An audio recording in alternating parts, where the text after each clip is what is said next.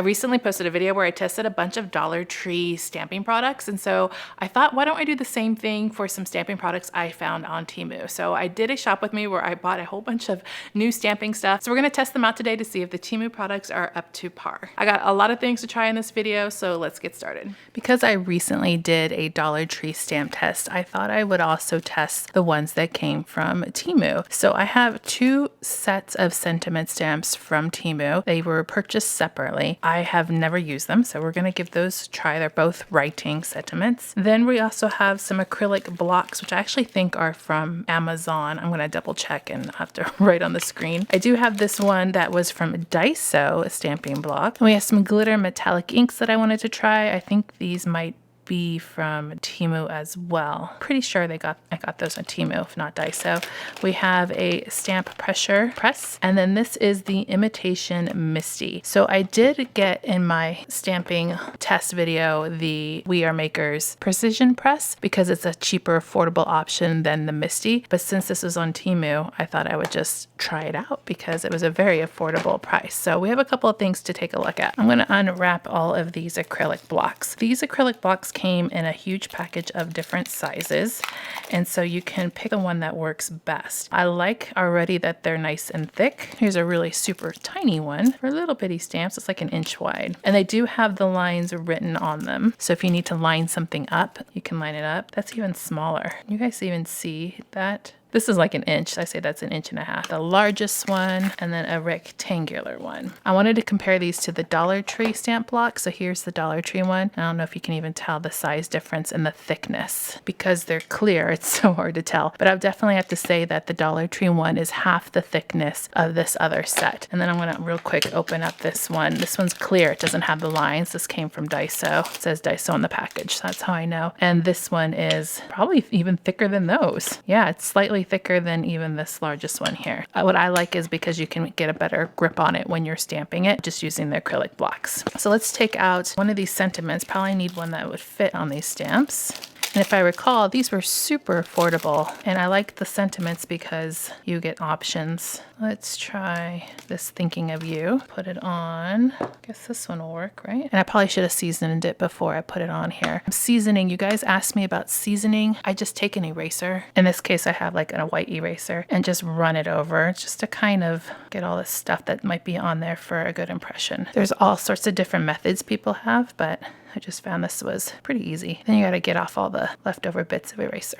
Need some ink. We're going to try the metallic inks for this video. And then I also have some black ink here to give it a good test. I don't know, kind of want to try the copper. Looks pretty good. Whoa, it's super saturated. It just went down the sides of the stamp. Didn't have to even apply very much to that. That's going to be fun to clean. All right, let's see. It says Thinking of You. I'm scared. Let's see. Okay, way too much ink. Let's just try another one. The ink just like totally came off there like crazy. Okay, that one is much better. Much better impression the second time with all of that ink. However, some of the letters, especially in the word of, okay, that one was better. This is on light blue paper, by the way. The ink was super inky to start. It hasn't been used ever, so maybe that's why. Let me try the black ink on the same stamp set. The acrylic block worked wonderfully, by the way. I'm just gonna go ahead and use this one. And let's try the black ink, just so we can, rub it off real quick, just so we can compare it to something. This black ink definitely did not have the same overflow that the other one did. Let's try Just a Note. All right, here's that impression. The black ink seemed to do a lot better. I'm kind of looking at the impression it made. Seems like it might need another try for crisper.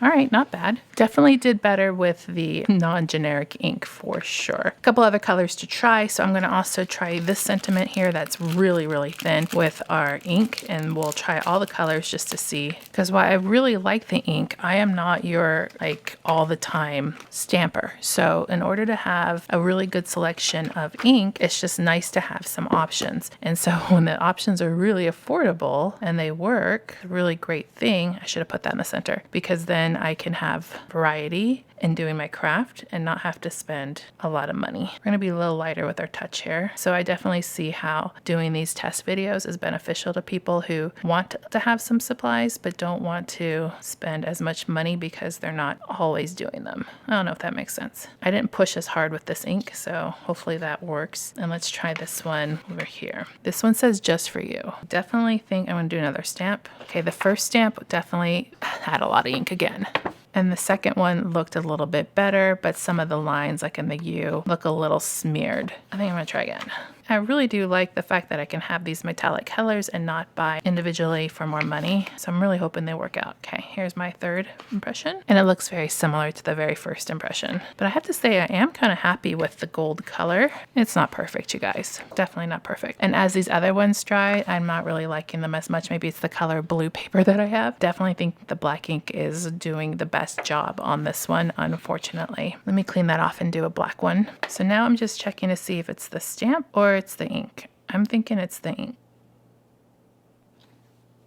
It's the ink for sure. Much crisper with the nicer black ink. Okay, so you guys, definitely a thumbs down on the inks. They work, they're okay, but even if I'm going to be using them occasionally, I don't think that they're quite worth it. So I'm going to end up keeping them, but giving them a thumbs down for the video. I probably would not be purchasing them again because they are just not quite cutting it. Definitely work best with the better ink. Now the stamps themselves, I have to say they're doing pretty well. This one especially, the Just For You with the thin sentiments is turning out really well. So we're going to try some more of the other ones using the black ink instead. The acrylic blocks are also going to get a thumbs up. I think these are a really good value. I'll have to link these for you so that you can go and find them. The ink and that bronze one just got everywhere on the stamp, like in every single little crevice. All right, we're going to set the blocks aside. Definitely going to be continuing to use the stamp blocks. Like these better than the Dollar Tree ones, and I like all the different sizes. Inks we're going to keep, although they weren't the best, so we'll put those aside, and then we'll bring over our imitation Misti here, which is our stamp platform, and it looks very similar. Now, I don't own a Misti, so I can't really compare it to the original, but we're just going to see if it functions and works like it's supposed to. Looks like we have like a little divot in here to lay the stamp pad in, which is